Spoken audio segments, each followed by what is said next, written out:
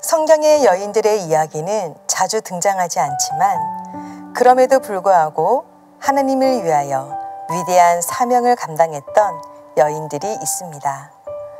그 여인들의 신앙 이야기는 우리의 가슴에 잔잔한 감동을 전해줍니다.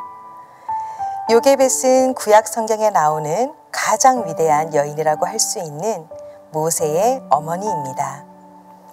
히브리 남자아이에 대한 왕의 학살 명령은 이스라엘 백성에게 큰 슬픔과 두려움을 가져왔습니다. 이스라엘 백성 중 레위 지파에 속한 한 경건한 부부 아므람과 요게벳에게 한 아들이 출생하였습니다.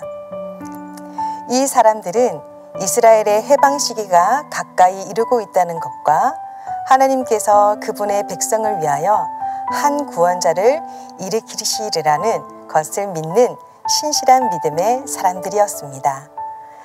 그들은 자신들의 아기를 희생시키지 않기로 하고 이 아이를 비밀리에 숨겨서 키우기로 합니다.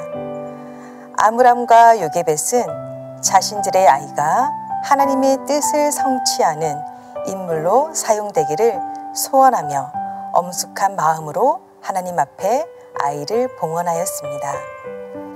요게벳은 결심과 결단력을 가진 여성이었습니다.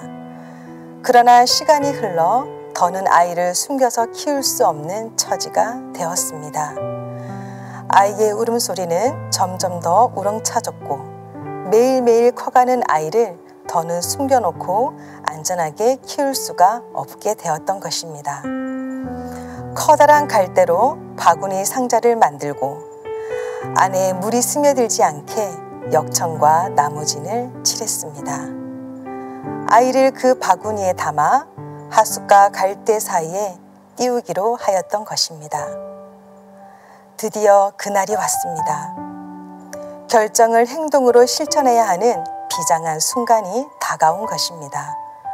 그 결정은 가족의 안전과 아기 모세의 생명을 위태롭게 할 만큼 심각한 것이었지만 하나님께서 성령을 통하여 마음속에 끼쳐주신 감명과 이 일을 할 수 있는 지혜와 용기를 허락하신 하나님을 믿는 믿음은 주저하지 않고 이 일을 하도록 요게벳을 몰아갔습니다.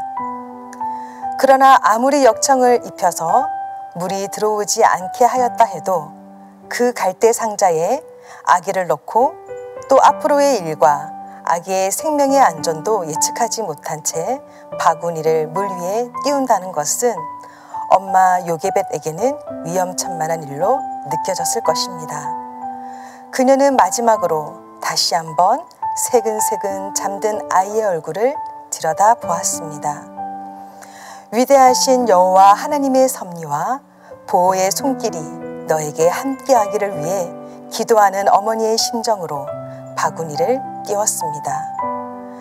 요게벳은 아이의 장래를 하나님의 위대하고 자비하신 섭리의 손길로 맡겼습니다. 하나님께서는 어머니 요게벳의 간절한 기도를 들어주셨습니다. 이 믿음의 여인 요게벳은 하나님에 의해 위대한 사명을 이루도록 선택되었던 것입니다.